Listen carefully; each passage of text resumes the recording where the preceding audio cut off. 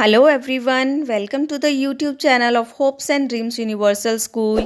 Subscribe our channel and press the bell icon button to get the notification of our new videos. Thank you. Hello everybody. Hope you all are fit and fine. Now today we read chapter 13 for class 2nd EVS Directions and Time. आज हम पढ़ने वाले हैं हमारी दिशाएं और समय के बारे में. Okay, let's start. राहुल, ये एक लड़का बॉय है राहुल और उसकी मम्मा के बीच की कन्वर्सेशन है. उनमें उसकी मम्मा उसको सब चीज़ों के बारे में बताती है, डायरेक्शंस और टाइम के बारे में. Rahul, get up, it is 6 o'clock in the morning. Rahul की मम्मा उसे उठा रही है कि उठो, देखो 6 बज चुके हैं सुबह के. Rahul, is it 6 o'clock? क्या 6 बज गए, बज चुकी हैं? Mother, yes, look at the beautiful sunrise. हाँ, देखो सुबह का सूर्योदय देखो सुंदर. बेटा, जब भी आप लोग, हो सकता है आप लोग लेट उठते हो, बट कई लोग जल्दी भी उठते हैं, है ना. सुबह उठ के सूर्योदय देखना चाहिए, हमें सनराइज देखना चाहिए. This is very beautiful. यह बहुत सुंदर होता है और इतना अच्छा होता है कि हम देखते हैं तो मतलब हमें अच्छा लगता है, हमें अच्छा फील होता है अगर हम सुबह सनराइज देखते हैं तो. Can you tell me the direction of the sunrise? तो मम्मा ने राहुल से पूछा, क्या आप मुझे सनराइज की डायरेक्शन बता सकते हो कि सूरज किस दिशा में उगता है? Rahul, yes mother, the sun rises in the east and sets in the west. जो सन है वो सूरज है जो वो ईस्ट में पूर्व दिशा में उगता है और वेस्ट पश्चिम दिशा में अस्त हो जाता है. You also told me that there are 4 main directions. Rahul ने कहा कि आपने मुझे 4 डायरेक्शंस बताई हुई हैं, east, west, north and south. आप यहाँ पर देख सकते हैं, आप अपनी बुक में देख सकते हैं कि यहाँ पर आपको देखो जिस तरफ सनराइज बना हुआ है ये है ईस्ट, क्योंकि यहाँ पर सनराइज होता है, और इसके वेस्ट में सनराइज छिप जाता है, अस्त हो जाता है. ओके, तो ये 4 डायरेक्शंस है main, east, west, north and south. Mother, now I will tell you about 4 more direction. मम्मा ने कहा आज मैं तुम्हें 4 और डायरेक्शंस के बारे में बताने वाली हूँ, 4 और डायरेक्शंस. अब देखो, जो हम सामने खड़े हैं, अगर हम सूरज की तरफ फेस करके खड़े होते हैं, जिस तरफ से जो सन है वो राइज होता है, तो वो होगी हमारी ईस्ट. हमारे पीछे होगी वेस्ट, हमारे जो राइट हैंड है वो होगी साउथ, हमारे लेफ्ट हैंड है वो होगी नॉर्थ. बट जो उसके बीच की डायरेक्शन है वो कौन सी है? तो अब हम उसी के बारे में देखेंगे. The direction between the north and the east. आप देख सकते हैं, the direction between the north and east. North और ईस्ट के बीच में जो डायरेक्शन है वो है नॉर्थ ईस्ट. क्या है वो? North east. And the directions between the south and the east. South और ईस्ट, इनके बीच में डायरेक्शन है साउथ ईस्ट. ओके, सो इसी तरह direction between the north and west is north west, and the direction between south and west is south west. Okay, तो east और south के बीच साउथ ईस्ट, साउथ और वेस्ट के बीच साउथ वेस्ट, वेस्ट और नॉर्थ के बीच नॉर्थ वेस्ट, और नॉर्थ और ईस्ट के बीच नॉर्थ ईस्ट. ओके, तो ये 4 और मेन डायरेक्शंस है. ठीक है, ये हम रीड कर चुके हैं. Mother, what is the use of directions? अब उसने पूछा कि आपने मुझे डायरेक्शन तो बता दी, राहुल ने पूछा, पर डायरेक्शन का यूज क्या होता है? Mother, direction help us to find the way to reach our destination. जो डायरेक्शन है, हम दिशा का यूज किस लिए करते हैं? अपनी मंजिल तक पहुंचने के लिए. देखो, हमें कहीं भी जाना होता है तो हमें डायरेक्शन यूज करते ही हैं हम, है ना. अगर मान लो कि हम कहीं जा रहे हैं या हमें कोई एड्रेस बता रहा है, तो वो हमें यही बोलते हैं ना कि लेफ्ट टर्न करना, राइट टर्न करना, है ना. तो आप सीधे सीधे चले जाना. तो ये चीज़ हम देखो कॉमनली यूज़ करते हैं. कॉमनली हम लोग जो डायरेक्शंस है वो यूज़ नहीं करते, ईस्ट वेस्ट नॉर्थ साउथ ये यूज़ नहीं करते, लेफ्ट राइट ज़्यादा करते हैं. बट बाई चांस हम कहीं ऐसी जगह जाते हैं जहाँ पर लेफ्ट राइट करने के लिए कोई जगह नहीं होती, कोई रोड नहीं होती, बट वो एक पूरा एरिया होता है, तो हम साइड्स का यूज़ करते हैं, डायरेक्शंस का यूज़ करते हैं, दिशा का यूज़ करते हैं कि अब हमें नॉर्थ में जाना है 10 कदम, अब हमें राइट में 10 कदम जाना है. इस तरह से जब जंगल वगैरह में कोई खो जाता है ना, तो वहाँ पर डायरेक्शंस यूज़ की जाती हैं. Okay, we can tell the route to our house, school और any other place if we know directions.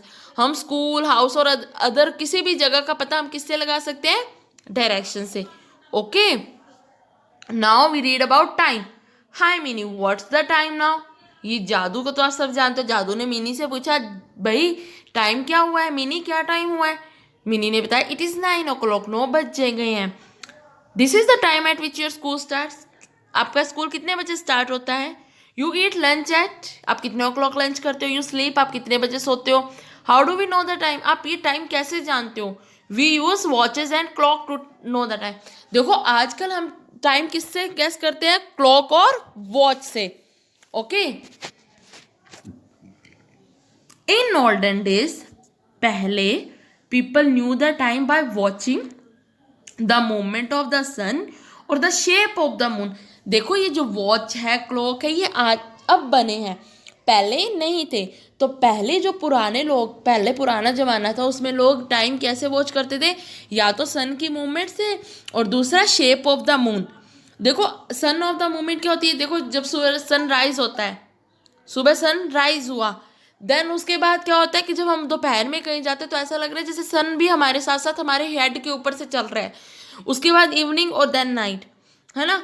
और शेप ऑफ द मून कैसे होती है? देखो आपने देखा होगा, कभी मून को आपने ध्यान से नहीं देखा होगा कि मून हमेशा फुल नहीं होता है। देखो आज जैसे एक रात फुल हुआ, फिर उसके बाद क्या होता है कि मून का जो साइज है वो थोड़ा थोड़ा कम होने लग जाता है। ठीक है, तो the movement of the sun और the shape of the moon, इन दोनों तरीके से लोग टाइम वॉच करते थे। वो कैसे? पहले हम मूवमेंट ऑफ द सन पढ़ते हैं।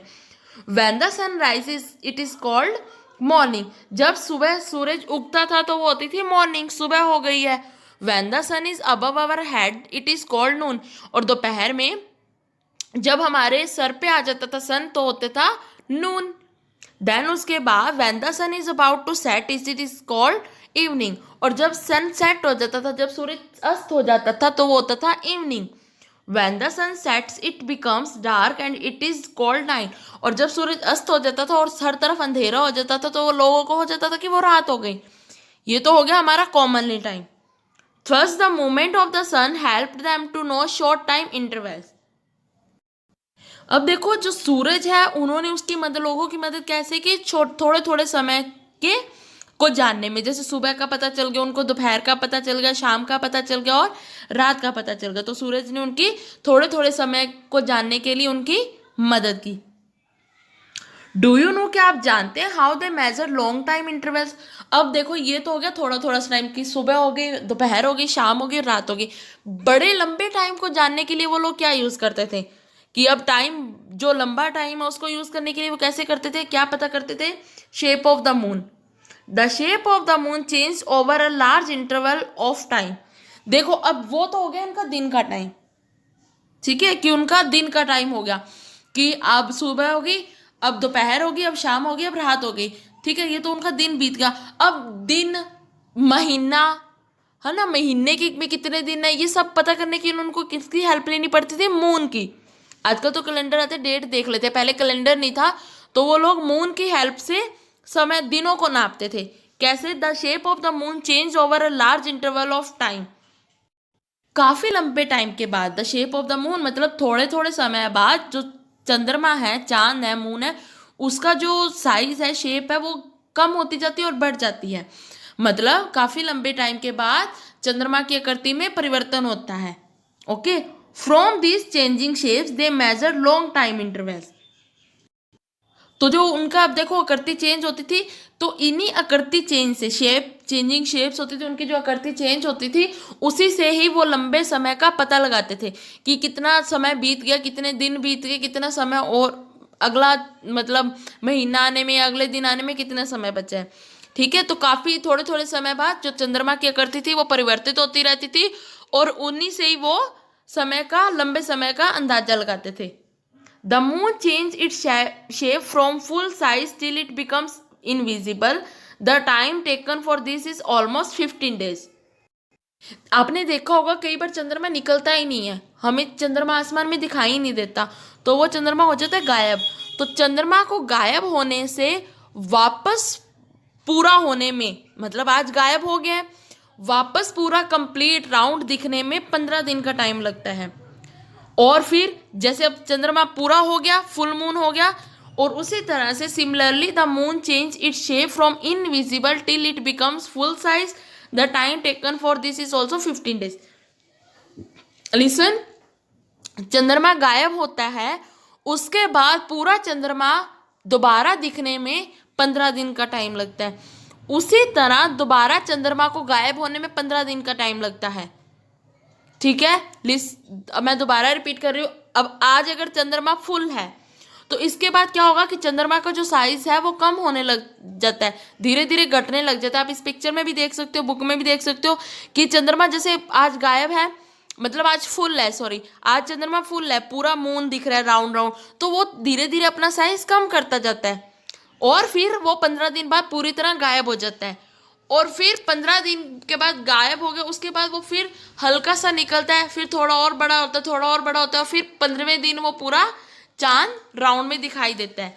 ठीक है, तो इससे लोग दिनों को मेजरमेंट करते थे कि चंद्रमा अगर अब आज खत्म, आज पूरा नहीं निकला चंद्रमा, तो नेक्स्ट 15 दिन तक वो काउंट कर लेते थे कि अब 15 दिन बाद ही वो चंद्रमा दोबारा निकलेगा और 15 दिन बाद दोबारा गायब होगा। ठीक है, तो हमने दो तरीके पढ़ लिए, एक तो दिन का और एक इन दिनों का पता करने के लिए। Okay, later they made device to measure time. अब वो तो हो गया उनका अंदाजा। अब उन्होंने क्या किया, धीरे धीरे लोगों ने डिवाइस बनाए, उपकरण बनाए टाइम को, समय को जानने के लिए।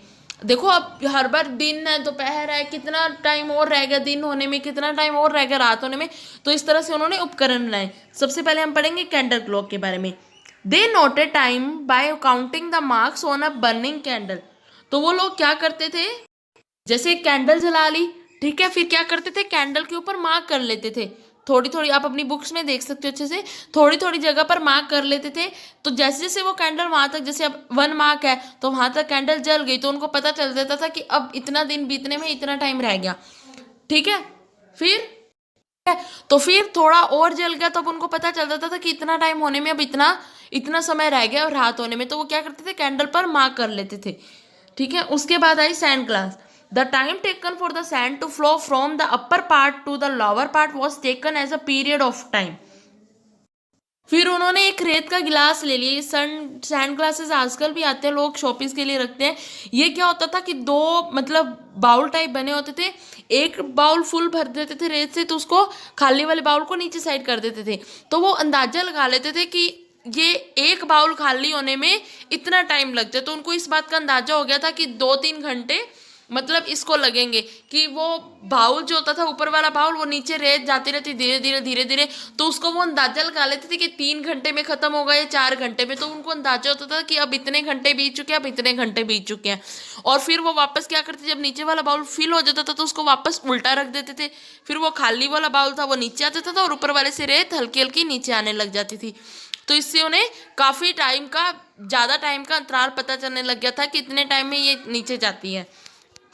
Sundial showed shadow as the sun moved across the sky. The shadows pointed out the time on the dial.